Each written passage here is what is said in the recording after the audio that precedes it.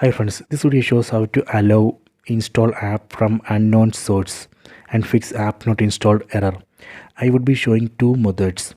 Please don't forget to subscribe this channel. Please like and share the video. Method 1. Go to settings. Tap on the settings app icon. Go down. Tap on security and privacy. Then go down. Tap on more security settings. Tap on install unknown apps. Here you can see list of apps. From this list, let me select one app. So I am going to select Google Chrome browser.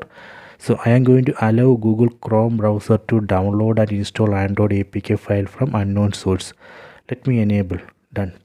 So after this, Google Chrome browser can download and install Android APK file from internet without any error. Similarly, we can set this permission for other apps in the list. Let me enable for Firefox. Done. See, now Firefox can download and install Android APK file from internet without any error. Okay, so this is the method 1. Let me go to method 2.